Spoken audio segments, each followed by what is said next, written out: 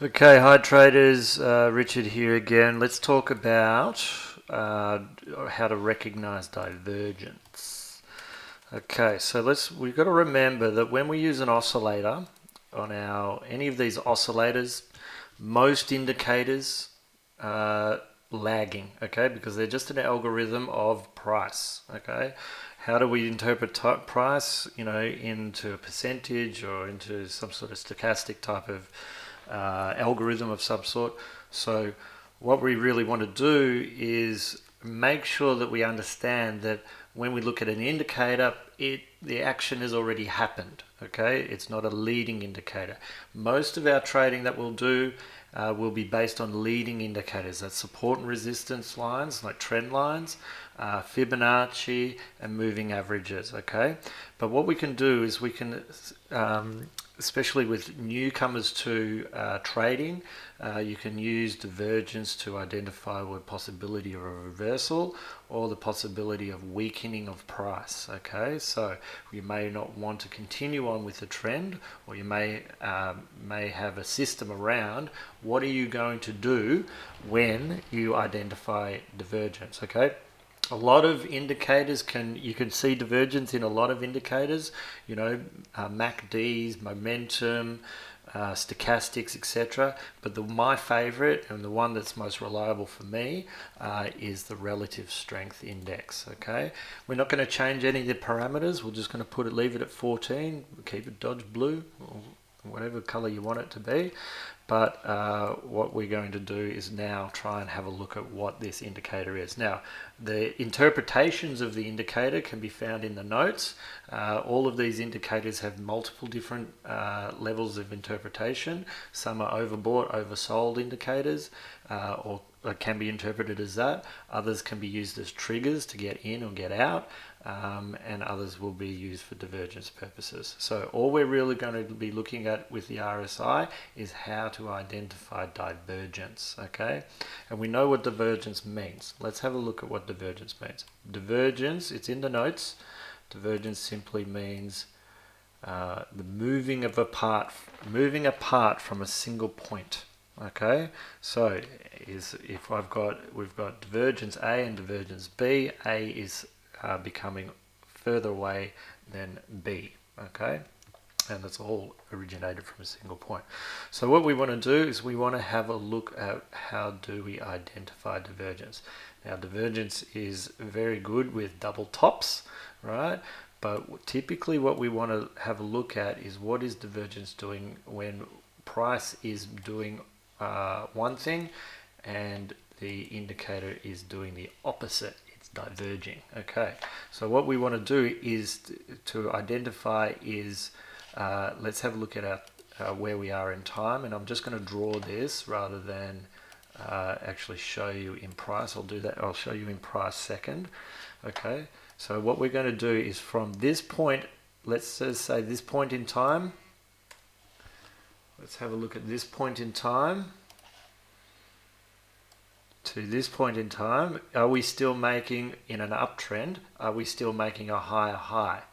Then are we making a lower high on the indicator? Okay, so let me actually try and find an example of this in price. Okay, here's a good example of it right here. Okay, price, we've made a higher high in price. In this uptrend, we only look for higher highs. And in an uptrend, if we draw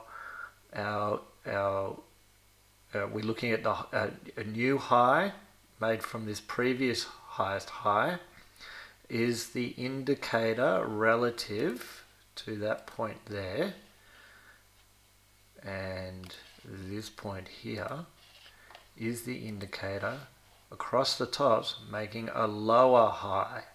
Is that true? We've made a higher high in price, we've made a lower high on the indicator, okay, which is the RSI.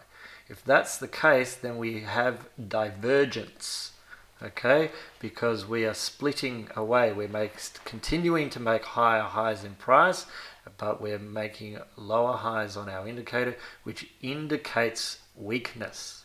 Okay, There's not that much volatility continuing, okay, in the direction of the trend, so therefore there is weakness, and we may not want to continue going long if we identify the weakness, okay.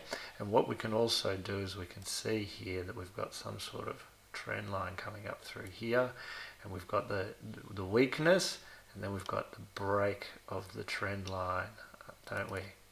Break of the trend line, okay. Break of the trend line, and then we've got this reversal. We've kind of hugged the trend line on the underside, and then we've actually turned around in the market, okay. So let's have a look at it in the opposite direction. Here is another good on the downtrend side. We've even got it back here, but let's have a look at it on just here. We've got these two lower lows. We've got two lower lows, which are making slightly lower than the previous. Okay. Okay, so we're making lower lows in price, and we look at the lows on the oscillator, we're making higher lows on the oscillator. Okay, so we are still it's still divergence, but it's the other way around. Okay, all right, so we can see divergence there. Let's have a look at this. We've got a triple. There's another example here which is pretty cool. I like it. It's between these 2 points here. And we're still making lower lows on price, and now we're making higher lows on the indicator. Okay, so that's divergence for you. Okay, see if you can go and do the same thing on your chart. Now, typically what we do is when we identify divergence, it's not a signal to get in, it's not a trigger, it's not, put your house on the market and put all your money on it type of exercise. All we want to do with divergence is use it as a filter. Okay, if we identify divergence, then we may not want to continue going in the direction of that trend. Okay, because it signifies weakness.